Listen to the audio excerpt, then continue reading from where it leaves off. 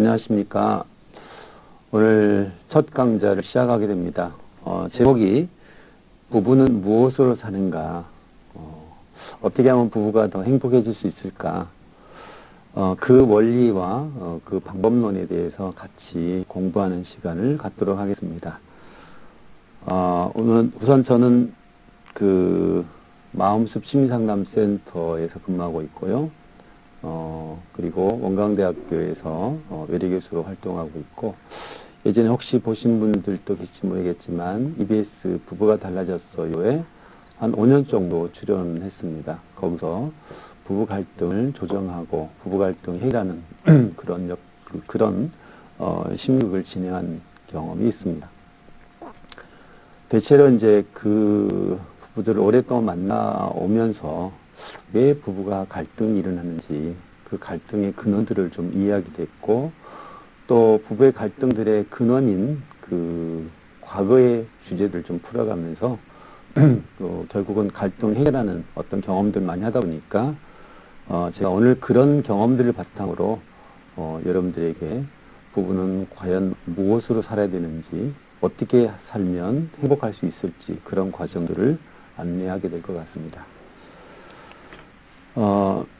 강좌 목표 및 전체 계열을 좀 말씀을 드려볼게요. 강좌 목표는 금방 말씀드린 대로 이제 행복한 부부 만들기 프로젝트이긴 한데요. 행복한 부부 만들기에 우리가 두셔야 될 게 뭐냐면 이마고라고 하는 이론입니다. 이마고. 요 이야기는 이제 첫 시간에 좀 이따가 말씀을 드리기로 하고, 이마고 이론을 기반으로 해서 부부가 배우자를 어떻게 선택하게 되는지, 그 배경을 이해하고 왜 그런 갈등을 겪게 되는지, 그 근원을 이해하는 그런 시간이 될 것 같습니다. 그리고 두 번째는 부부가 서로 안전한 관계를 위해서 부부 대화법을 학습하는 시간. 어쩌면 우리가 갈등을 겪고 있는 부부에게 가장 필요로 한 것은 뭐냐면 안전한 관계거든요. 신뢰관계. 그런 안전과 신뢰관계가 무너질 때 우리는 다시 회복하기가 매우 어려운데, 부부 대화법을 통해서 안전한 그런 관계를 회복하는 그런 경험들을 안내할 겁니다. 세 번째는 부부 각자가 갖고 있는 내면의 상처를 서로 회복하고 결국은 행복한 부부 만들기. 자, 이게 궁극적인 목표가 되겠죠. 어쩌면 우리가 갈등을 겪고 있는 내면의 그 배경에는 우리 각자가 가지고 있는 내면의 상처가 작동하고 있음을 아마 이 시간을 통해서 잘 이해하게 될 것 같습니다.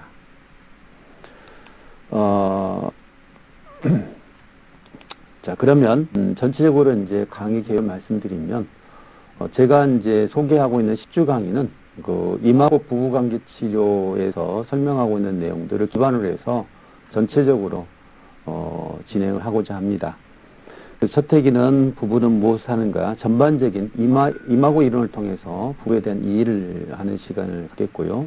두 번째는 이제 부부 대화의 원리와 실제에서 부부 대화의 실습을 통해서, 대화법의 실습을 통해서 서로 안전한 관계로 발전하는 그런 경험들을 하도록 하겠고요.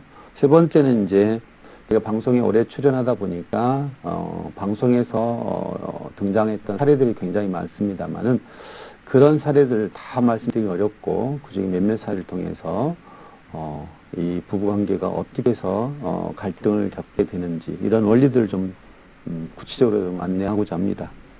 그리고 이제 네 번째, 우주여행과 뇌를 이해하는 시간. 자, 결국은 뇌를 통해서 부부 갈등의 문제를 조금 더 구체적으로 이해하는 그런 시간이 될 것 같습니다. 이건 좀 조금 이제 생물학적인 측면에서 뇌를 설명하기 때문에 그 시간에 좀 자세히 설명하기로 하고, 그 외에 발달 과정과 배우자 선택은 어떻게 이루어지는지, 공감 능력 발달과 배우자 이미지를 어떻게 재구성할 것인지 등등 해서, 결국은 뭐냐면 우리가 처음에 결혼하기 전에 낭만적인 사랑을 하셨죠. 아마 시청하신 여러분들도 서로 그런 행복했고, 그런 행복이 결혼을 통해서 지속될 거라는 그런 믿음을 갖고 아마 결혼하셨을 겁니다. 그러나 그 낭만적인 사랑이 오래가지 않는 이유가 뭘까? 그런 내용들. 그래서 다시 첫사랑을, 낭만적인 사랑을 회복하는 그런 과정들 소개하게 될 것 같습니다. 어쨌든 마지막 전체 10회까지 전체적으로 우리가 어떻게 하면 더 행복할 수 있을지, 좋은 부부관계를 만드는 그런 원리와 과정들을 만나도록 하겠습니다. 자, 첫 강의를 시작하겠습니다. 제목은 부부는 무엇으로 사는가? 첫 강의에 똑같은 제목으로 준비를 했습니다. 과연 우리는 무엇으로 살아야 될까? 어떻게 살아야 되는 것이 행복한 부부관계를 유지하고 발전시킬 수 있을까? 이런 내용들을 안내하고자 합니다. 스스로에게 한번 물음을 던져보실래요? 결혼을 왜 할까? 왜 나는 그 사람을 선택했을까? 여러분들 지금 서로 같이 화면을 보고 계신 분들이 계시다면 서로 부부가 왜 나는 이 사람을 만났을까? 그런 생각을 한번 떠올려 보시면 좋겠고, 그런데 내가 생각했던 배우자가 지금도 여전히 한결같은 모습으로 지금 보이고 있는가? 아니면 결혼 이후에 배우자는 왜 변해 있을까? 그리고 정말 나의 꿈 같은 첫사랑과 같은 그런 행복했던 낭만적인 사람은 어디로 갔을까? 다시 그 낭만적인 사랑은 정말 화학적인 반응이었을까? 뭐 이런 물음을 던져봅니다. 그렇다면 다시 우리는 사랑에 빠질 수 있을까? 예전처럼 우리는 행복한 그런 낭만적인 사랑으로 돌아갈 수 있을까에 대한 물음을 한번 던져봅니다. 그런 물음과 연결해서 나는 왜 당신을 선택했을까에 대한 이야기가 오늘 조금 더 구체적으로 이해가 될 겁니다. 그리고 그 선택의 배경에는 어린 시절이 있다고 하는 거죠. 서로에게 어린 시절의 주제가 작동하고 있다는 겁니다. 그 다음에 정말로 소통은 행복한 부부관계를 만들 수 있을까? 그래서 이제 소통의 방법들은 조금 더 구체적으로 다음번에 제가 소개를 하도록 하겠습니다. 자, 그리고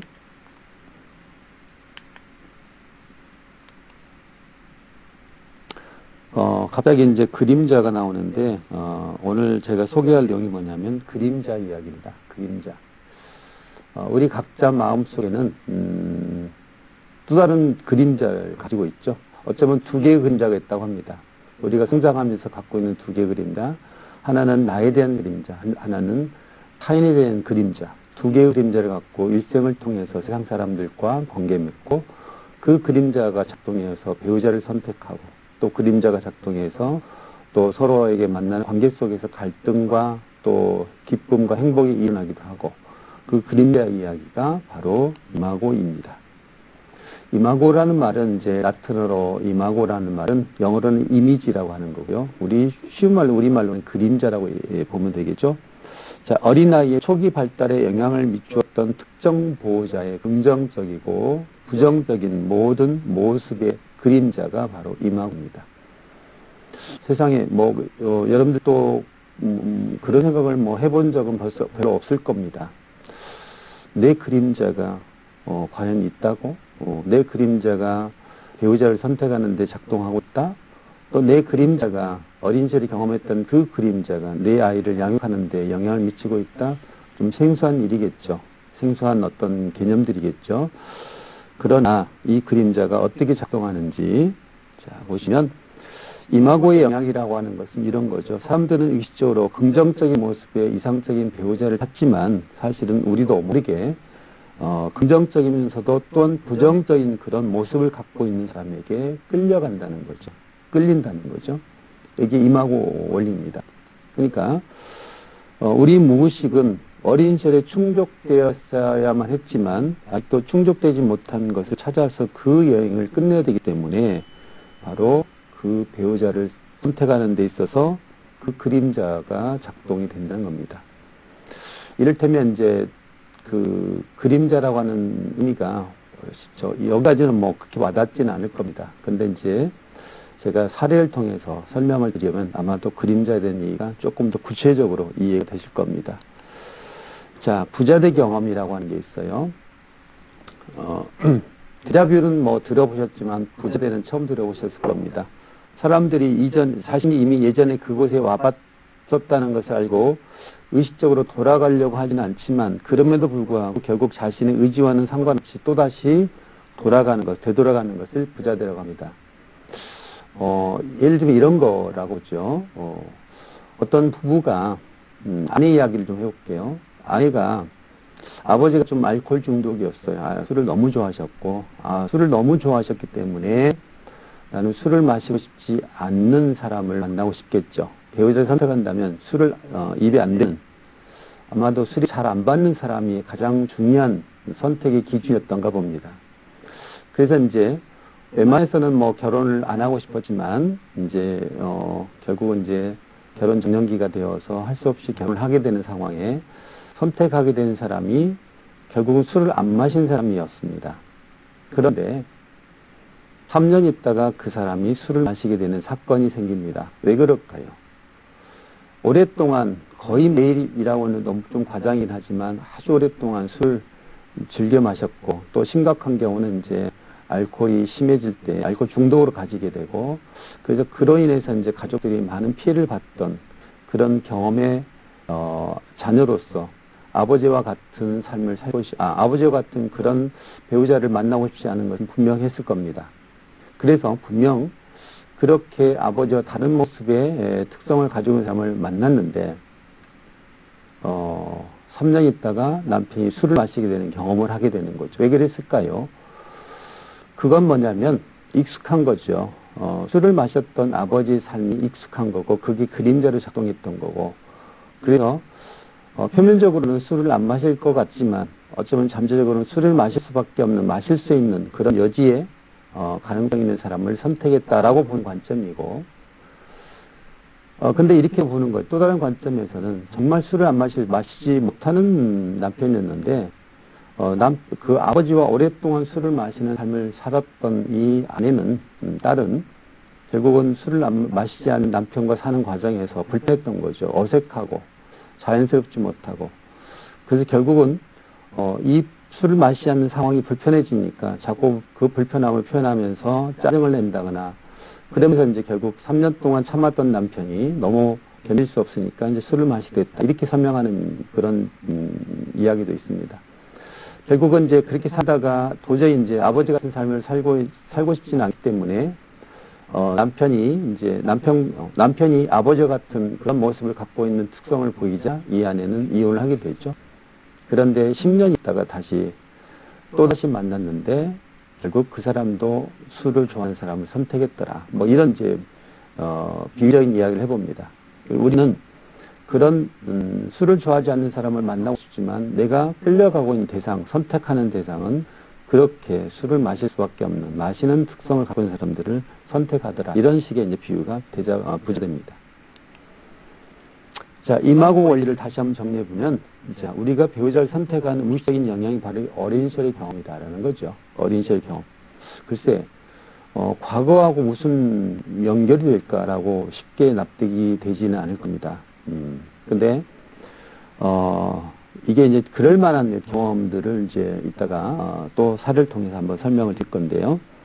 왜 그러냐면, 아직까지 채워지지 않았던, 그렇지만 반드시 채워져야만 하는 그런 어린 시절의 욕구를 가지고 있다는 거죠. 예를 들면 이런 거죠. 엄마 아빠한테 별로 사랑을 받지 못했던 누군가 어떤 사람이 있다고 합시다.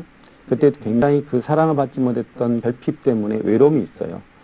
그러면 이제 외로움을 갖고 있는 그림자를 가지고 있는 자기 그림자라고 했죠. 엄마 아빠는 사랑을 주지 않았고 매우 단호했고 냉정했고 그리고 나는 사랑을 받지 않았던 그림자, 두 개의 그림자가 있다겠죠. 자, 하나는 나의 그림자, 외로운 나의 그림자. 또 하나의 그림자는 부모님, 타인의 그림자. 냉정하고 굉장히 차가웠던 그림자. 그러면 이분에게 절대로 필요한 건 뭐냐면 따뜻한 그림자를 갖고 있는 사람, 따뜻한 사람을 만나는 게 왜 이렇게 중요할까? 그래서 결혼할 때 배우자를 선택할 때 바로 따뜻한 사람을 선택하게 되겠죠. 왜? 우리 어머니, 아버지, 어린 시절에 내가 차가운 경험을 했기 때문에, 외로운 경험을 했기 때문에 그 외로움을 채워줄 만한 대상을 찾는 것이 바로 이마고 원리입니다. 자, 그래서 어린 시절에 형성되고 만들어진 보호자에 대한 이미지가 성인이 된 후에도 배우자를 선택하게 된 동기가 된다는 거죠. 불행하지만 우리는 다시 그렇게 차가운 아버지, 어머니 같은 사람 만나고 싶지 않지만 내가 모르는 무의식적인 선택은 긍정적인 모습은 뿐만 아니라 부정적인 모습까지도 닮아있는 그런 배우자를 선택한다는 것이 이마고 원리죠. 그럼에도 불구하고 우리는 결혼 생활을 통해서 다시 어렸을 때의 일이 또다시 재현되면서 또 불행한 삶을 살게 되는 그런 경험들을 하게 되는 경우가 흔합니다. 자, 여기 이제 본격적인 사례를 좀 설명을 드릴게요. 왼쪽에 있는 그 녹색에 있는 분이 이제 남편이고요. 오른쪽 빨간색의 그 지금 인형이 아내입니다. 현재 결혼 생활을 딸아이를 하나 둔 그 부부인데요. 굉장히 서로 별로 사이가 좋지 않은 그런 부부라고 이제 예를 들어 봅시다. 자, 엄마 아빠가 별로 좋은 사이가 아니라고 한다면 어쨌든 이혼을 하든 아니면 결혼 생활을 유지를 하든 그럼 이혼하지 않는다면 결혼 생활을 유지하게 되겠죠. 그러면 결혼 생활을 유지하게 될 때 우리가 결혼 생활을 유지하기 위한 가장 몇 가지 원리 중에 한 가지가 바로 자녀를 끌어들이는 거죠. 그래서 바로 이제 자녀가 여기서 등장합니다. 그래서 삼각관계를 이루게 되죠.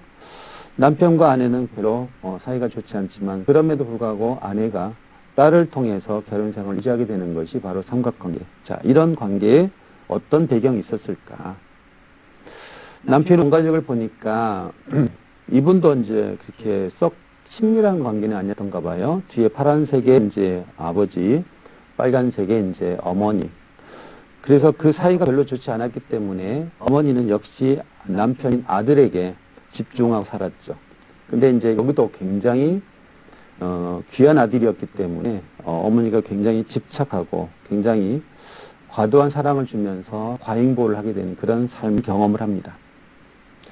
자, 그리고 아내인 경우는 조금 색다르죠. 아까 이제 남편보다는 훨씬 더 이렇게 극단적으로 별로 좋지 않았던, 행복하지 않았던 그런 부부, 엄마, 아버지 모습입니다. 그리고 어머니는 이제 자기보다는 아들인 이제 남동생을 훨씬 더 좋아하셨고, 그래서 자기는 뭔가 이 가족 내에서 가족 구성원으로서 좀 소속감도 덜 느꼈고, 그리고 대단히 외로웠던, 우울했던 그런 삶의 경험을 합니다. 그러니까 이제 아내는 따뜻한 사람이 필요했던 거고, 남편은 나를 귀찮게 하지 않은 사람을 필요했던 거죠. 되게 여기 보시면 자, 여기 보시면 남편은 저렇게 과도한 통제를 받으면서 어떤 패턴을 갖고 있냐면 좀 사람들과 섞이거나 사람들에게 통제받는 걸 싫어하기 때문에 굉장히 좀 회피적인 성향을 갖고 있게 되겠고요. 아내는 외롭기 때문에 집착적인 성향을 갖게 됩니다. 그러니까 왜 집착적인 사람과 회피적인 사람을 만났을까? 자, 이 아내 입장에서는 매우 안전한 사람이 필요하죠. 사람들에게 관심이 집중한다거나 그런 쪽보다는 사람에게 별 관심이 없고 굉장히 무던한 사람보다는 조금 더 일에 관심이 있어서 이 사람이 나한테 전적으로 집중할 수 있는 그런 대상을 찾는 것이 아내의 배우자의 선택의 기준이 되고 남편은 의외로 회피적이기 때문에 결혼에 대한 관심도 없고 또 결혼을 하더라도 통제받고 싶지 않으니까 조금 더 거리를 둘 만한 사람을 만나요. 그런데 실제로 보면 굉장히 집착적인 사람을 만납니다. 그 원리는 다음에 설명을 좀 구체적으로 드릴 겁니다. 결국은 자, 아내 입장에서는 뭔가 좀 일에 집중한 사람이었고 남편이 또 남편 입장에서는 아내가 어머니처럼 그렇게 집착하는 모습을 보지 않았지만 나에게 그래도 헌신적인 사람을 선택을 했는데 무의식적으로는 보면은 남편은 어머니 같은 상을 선택했던 거고 아내는 아버지와 같은 상을 선택하게 되는 그런 이제 배경을 갖고 있는 거죠. 결국은 이 두 분은 불행한 삶을 살게 되고 똑같은 부부의 불행한 어떤 현 가족의 불행한 삶은 원 가족의 불행한 삶의 연장으로 지금 그렇게 연결돼서 설명할 수 있을 것 같습니다. 자, 그런데 이제 그렇게 처음에 기대했던 두 부부가 서로 원하는 어떤 목적을 원하는 어떤 그 욕구를 채우지 않기 때문에 힘겨루기가 이루어지는 거겠죠. 그래서 이 힘겨루기가 바로 이렇게 우리 신혼기는 이제 끝났어. 남편은 이밖에 몰라. 등등등.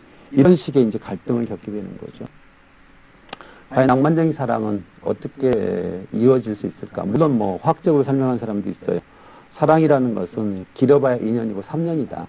그것은 뇌의 화학물질인 페닐에틸라민, 그 다음에 PEA, 뭐 자연적인 뇌 자연적 엠피탐이라는 화학물질이 뇌를 이완시키기 때문에 결국은 요게 유지되는 시간이 뭐 길면은 2년이고 3년이다 이렇게 얘기하는 사람도 있습니다.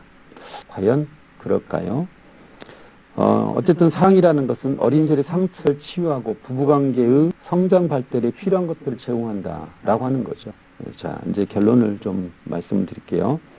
낭만적인 사랑의 상실 단계는 이제 다음번에 좀 설명을 드릴게요.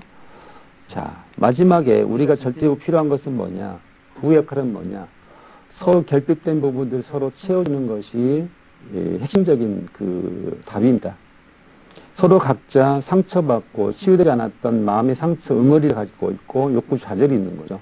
그래서 배우자가 갖고 있는 욕구의 좌절을 혹은 채워지지 않았던 그런 욕구들을 채워주는 이 과정이 바로 결혼 생활이고 부부의 행복한 부부의 전적인 어떤 전제 조건입니다. 그래서 임하고 짝이라는 말을 결국은 이제 왜 우리는 그렇게 우리가 원치 않았던 부모님 모습을 닮은 사람을 만났을까? 결국은 우리 부모님을 닮은 사람을 통해서 우리 부모님이 나한테 채워주지 못했던 사랑을 채워줄 수 있기 때문에 그런 배우자를 다른 사람을 선택한다. 뭐 이런 식의 설명하는 원리도 있습니다. 자, 마지막으로 요건 이제 넘어갈게요. 자, 이 그림을 보시면 뭐예요? 두 부부가 아름다운 꽃을 키우려면 내가 나에게 상대의 물이, 자, 서로가 사랑을 주면서 상대가 나한테 사랑을 주면서 내가 성장하게 되는 거고, 내가 상대에게, 배우자에게 사랑을 주어서 서로 성장하게. 그래서 아름다운 꽃을 피우려면 결국은 내가 나한테 물을 주는 게 아니고 내가 자발적으로 상대에게 사랑을 주는 이 과정이 결국은 부부가 행복해지기 위한 전제, 굉장히 중요한 원리이자 과정이라고 생각을 합니다.